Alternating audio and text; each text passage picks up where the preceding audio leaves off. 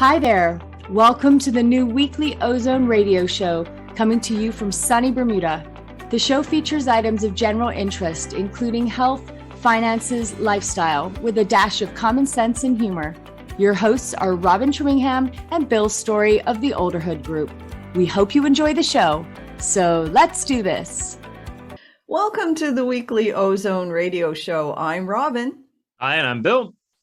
Today we're going to chat all about pensions. Bill, I don't know what it's like growing up in Scotland, but I certainly remember from my days in Canada that really just the very first time you ever get a job, which in my case was at the age of 16, your employer by law goes ahead and enrolls you in the government pension plan. And you are kind of horrified as a teenager to discover that having landed your first big job, working at a pool, scooping ice cream, whatever the case may be, that there are deductions coming out of your check, and that one of them is for something called a pension.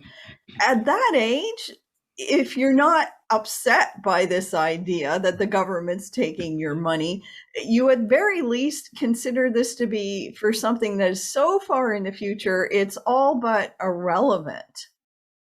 Yeah, well, that's right. I mean, way back when I remember my first job, actually as a student, I worked in a brickworks, strangely enough, which was pretty heavy going. And they told me that my weekly wage would be £4. £4. Wow. Okay? I mean, call that $5 a week if you prefer. That's a sandwich now, I think. Well, it's half a sandwich in some places. So I went to work. I did my first week, etc., and I got my pay packet, and it was paid in cash. I mean, there was no bank account. I didn't have a bank account. So I counted it out, and I thought I would get 4 single pound notes, 1, 2, 3, 4. No, that wasn't the case. I got £3 notes and then some change and whatever sort of thing. And then I realized that I didn't get £4. I got, I can't remember now exactly, to be honest, but something like £3, 19 shillings and tuppence or something like that. And I thought, wait a minute. I know exactly what you're talking about. The word pension had never come into my vocabulary, certainly not at that age. I think that the big takeaway here is that because an awful lot of us start working very, very young, and we grow up, if you will, having to contribute to a government pension, that we really just forget about it. We know that there is a line on our paycheck statement that says there's been a deduction and how much it was, but we really don't focus on what that is going to amount to at any point in the future. We certainly don't follow up to see if our employers are actually forwarding that deduction to the government in a responsible and timely manner. Of course, 99.9% of all employers do, but there actually are stories out there of disreputable ones who deduct the money and never send it to the government. So it really behooves everybody to find out, with which government office your pension is registered, and to go through whatever procedure there is for requesting a copy of the statement to make sure that all the money that you have contributed is actually accounted for. Well, that's right. And I think the big takeaway from this conversation is you need to know what your pension is. You need to know how much you're putting in and so on and so forth, and that it is being sent on properly. But you're talking about the government pension or the state pension, whatever. I mean, you've also got the employment pension, which, if I recall, and I mean, now you're forcing me to go back just a wee bit too far here, but I don't recall that there was an employment pension scheme. The government one was there for sure, but I can't recall that there was an employment one. Now, some employers did have it, but I don't think I worked for companies that that had something like that. But the point being that if you were or if you are, etc., in such a scheme, then you sort of need to know. As I say, how much is in it, how much is going in, and so on and so forth, because not knowing is the biggest problem. Not at that age, not when you're young, not in your 20s or 30s or maybe even 40s. But believe you me, when you start approaching, the age 60 or whatever it may be, if you don't know, you got a major problem, because you just might get a pretty big surprise when you realize, whoa, hang on here. I thought I was going to get X, Y, Z, but you're getting nowhere near that. So know your pension, know the details of your pension. Plus, as you correctly say, make sure that the monies that you are contributing are going into the pension fund.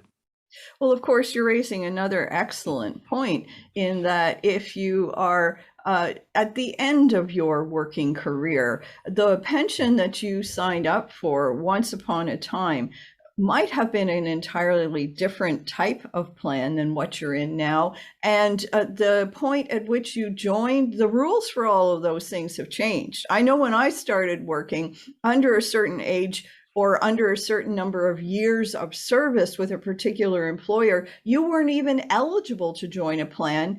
And then even when you were eligible, in a lot of companies in the beginning of my career, it was optional. So all of that's changed.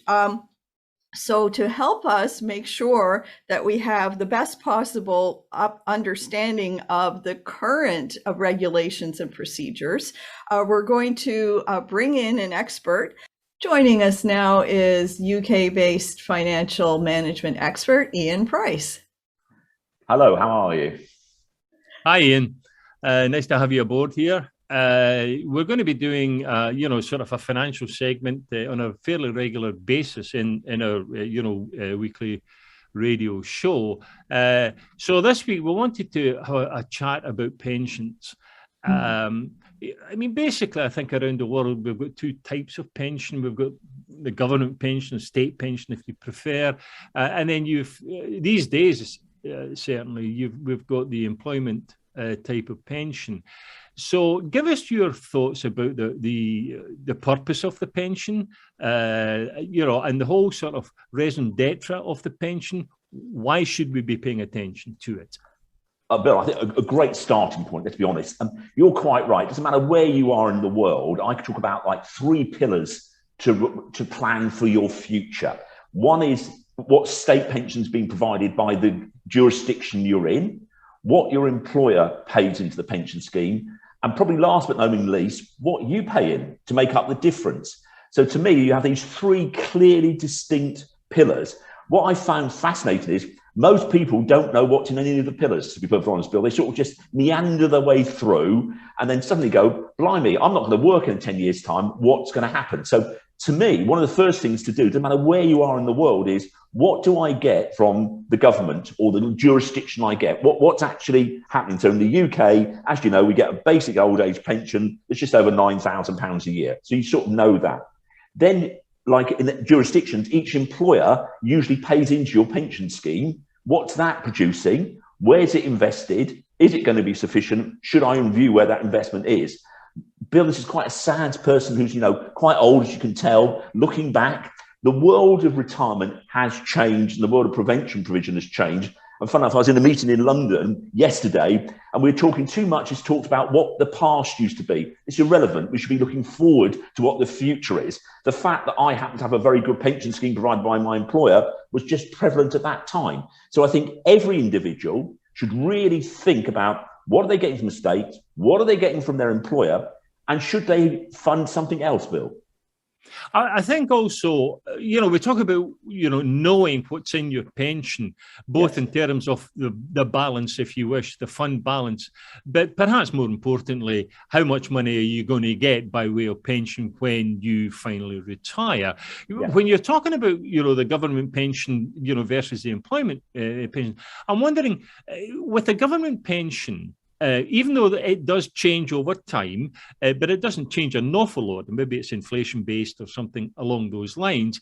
I mean, even at age 25 or 30, as of today, you would know that when you turn 65, and I know it will change, I understand that, but you will have a good idea today what you would get if you were turning 65. Whereas on the other hand, the employment pension is a different kettle of fish, isn't it? Oh, absolutely right. So it's great debate, and you can talk for hours on every one of these bits and pieces, Bill. But you're quite right. If you look at the jurisdictions, they usually tell me, if you do this, you will get that. Clearly defined. So in my case, I've written it down, Bill, because at my age, you forget numbers, as you probably know. I get £9,390 and 20p to be precise. I know that exact figure.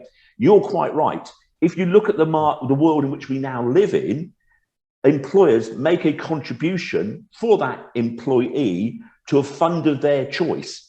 And then you're at the bequest of the markets. And as we all know, markets can go up and markets can go down. So you never quite know the exact figure until you actually get to that date when you say, now's the time for me to consider accessing the money from my pension fund if you need to, Bill. And I think that's the other thing we've got to start thinking about now.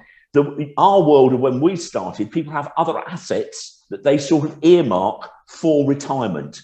So pensions is one, but there are other tax investments, and that's depending on the jurisdictions you're in. So there's other things to consider. So I talk now about retirement planning is far more about tax planning when you come to the point of taking your money and how you should take that money in the most tax efficient way.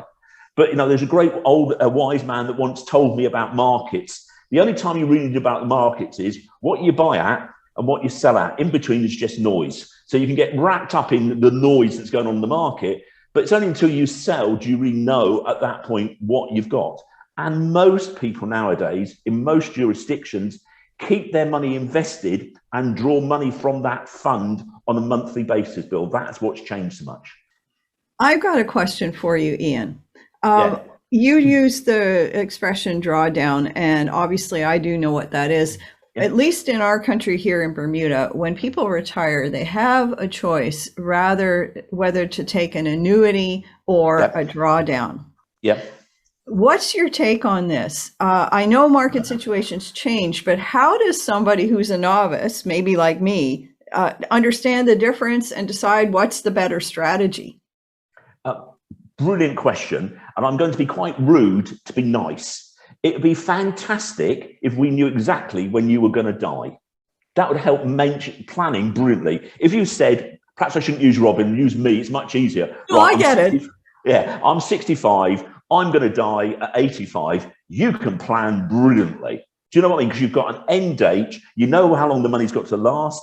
You then take into consideration other half. So in reality, you can go, like you've said, and in most jurisdictions will have some of this, where you give the money to somebody, and what they do is you give you a guaranteed income for the rest of your life. Okay? You're sort of edging in two ways. It can be great news. The best example I can use is my lovely mother, who's 98 next month. She has outlived every actuarial assumptions ever. So from an annuity point of view, she's rocking, okay? The other side of the story is my father, unfortunately, died at 65, so he didn't.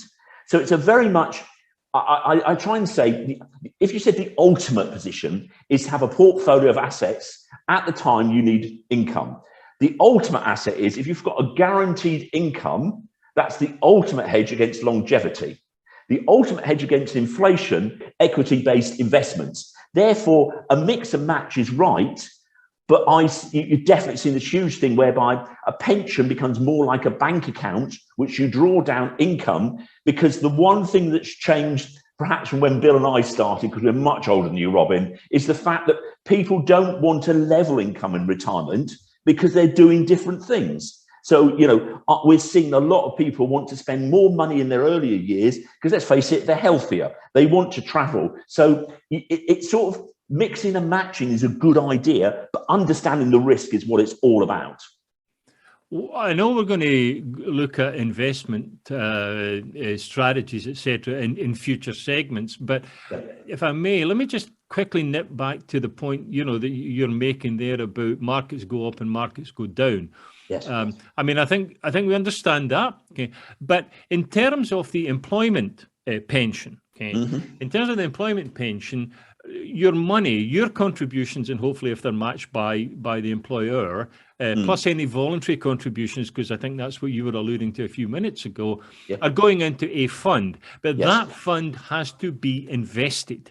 Yes. So briefly tell us sort of what's the difference between, call them high risk investments of the pension fund versus a low risk? I think to a certain extent, Bill, and you're a really good expert on this. If you look at investments, there's a multitude of ways of investing.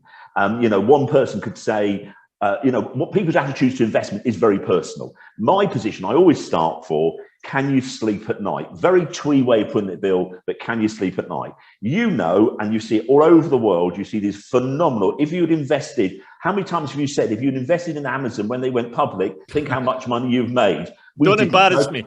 Yeah, but we didn't, Bill. That's not them. So what you do is you construct, most investment fund managers will construct a portfolio of assets. So rather than have all your eggs in one basket, classic cliche, you start thinking you might have some in equity, you might have some in property, fixed interest, gilts, bonds, units. There's a plethora of investments. But the starting point, and I think this is really relevant, is if you've got an employer-sponsored scheme, it's a very trendy word of saying your employer's paying in, first and foremost, find out where your money's going. Because if you look, I'm just specifically talking UK just at the second, a lot of the funds go into what's called the default fund, i.e. the fund they make available for everybody. And people do not move it, view it, or do anything. So the first point is, look at what you've got. I try and say to people, I'm quite excited about retirement plan and all that stuff. Once a year, at least have a rain check and check everything you've got.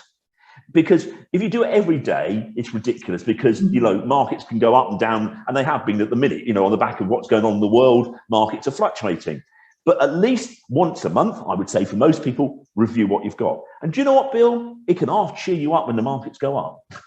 It can be and of course, I mean, the trick is to come out at the correct time vis-a-vis the market, particularly when you're talking about the annuity. The drawdown's a different proposition, but the annuity is determined at the date you come out of come into retirement. So, I mean, if you just get that timing wrong, I mean, I know you can't, re-alter the date when you turn 65. I get that, but you may not want to actually come out the pension plan at your age 65 because the markets may be in the wrong place.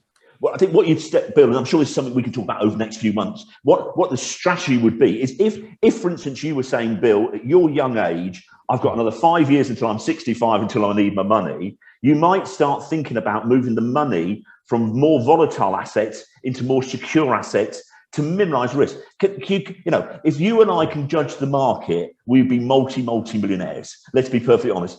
The number of people said, I knew it's rubbish. You're just at the bequest of the market. What you should have is a strategy dependent upon what you're going to do when you get to use your money. But I think I go back to what I'm seeing around the world, Bill. More and more people now aren't retiring, and I know you're passionate about this, and so is Robin, in the way that we used to. So they don't suddenly stop work and go, right, I need all my money now. It's not happening.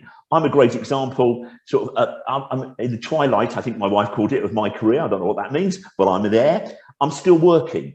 I don't need to draw my pension because I'm still working. I'm not working full time. So I think you've got to take into consideration what you're talking about. The world of retirement phenomenally changed. I would recommend, and I've got it here, I'm going to show it up as multimedia. There's a great book I've read called Extra Time. And it really is a great read about what they're really saying is we're living longer. What does this actually mean? And it's fascinating to watch the dynamics. And that includes health, mental well-being, physical. It's the whole gambit, Bill and Robin, that I think has to be considered more. And that forms part of the overall strategy. I think it would be remiss of us to sort of ignore or bypass what I would call the emotional aspects of the pension. In other words, we're talking about what I refer to as the arithmetic, 2 + 2 is 4.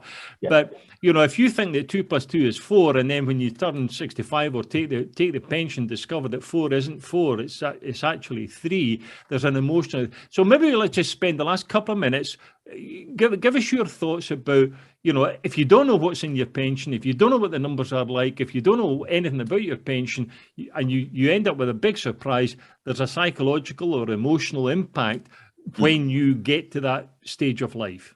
Definitely. Right. What you shouldn't do is do that. Get to a stage of life where you suddenly find, blimey, I thought I was going to retire on X, and it isn't X. Because then there's 2 things you have to do. 1, you substantially change what you're going to spend in retirement, or 2, you work longer. That's it.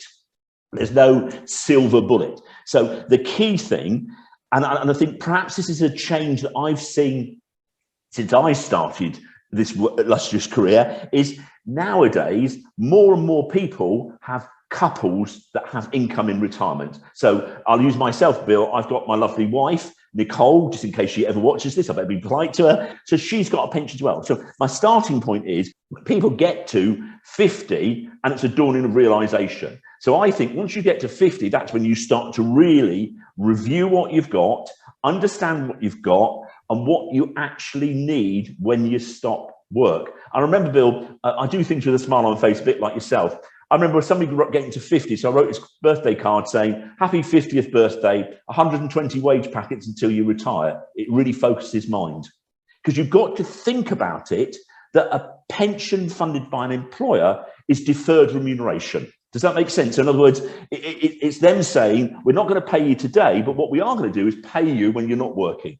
That's you've got to get your head around. So to me, 50, I know I can talk about 40s and 30s, but the key thing is, once you're in 50, you're on that trajectory of landing the aircraft. You know, I think retirement planning or retirement's a bit like landing the plane. You're on that trajectory. You've got to start to think about it. And like any journey, you'll get knocked off. You've got to get it back on course, but you've got to spend time doing it, Bill. You don't. I once met a client who was 60 and his retirement aspirations were so far removed, it was unbelievable. And the only way he could get there was to sell his house, which I know we're going to talk about at some other point in the future. But reality was, I call it myth and reality, be realistic, but check it all the time. Well, thank you, Ian. This is a very interesting conversation, and we look forward to having you back on a regular basis. You've been watching the Ozone Weekly Radio Show. Join us again soon.